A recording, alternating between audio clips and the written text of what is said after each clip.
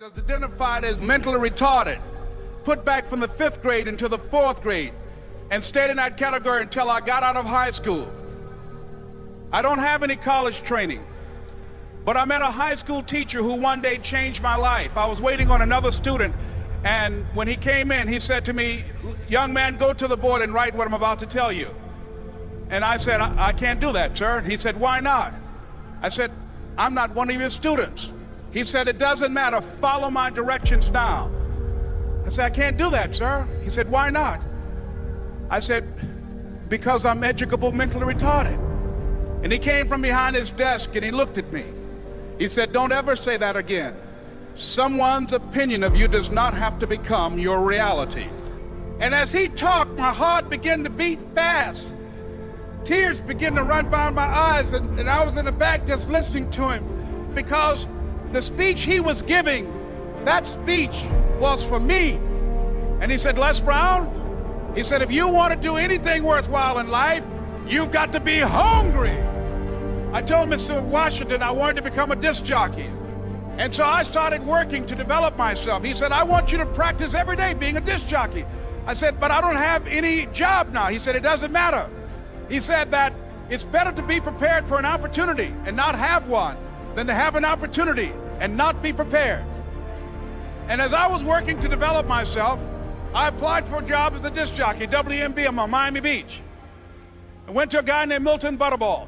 I said, "How you doing, Mr. Butterball? I'd like to get a job as a disc jockey." He looked at me, he said, "You have any broadcast background?" I said, "No, sir, I don't."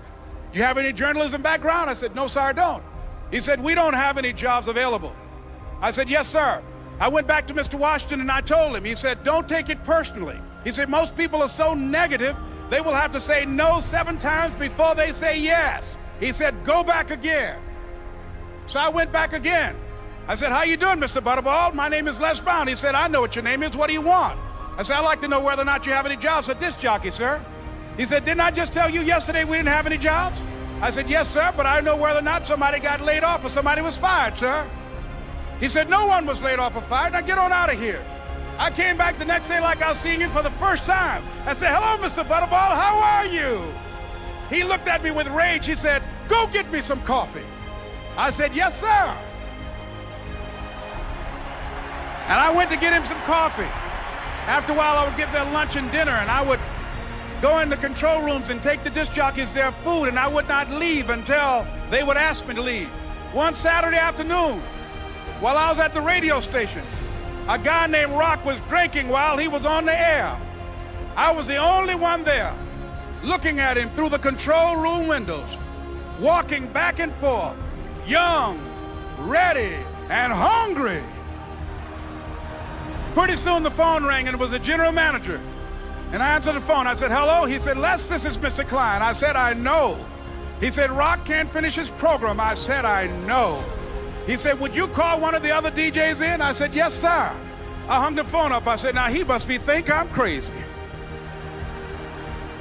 I called my mom and my girlfriend, Cassandra. I said, "Y'all turn up the radio and come out on the front porch. I'm about to come on the air."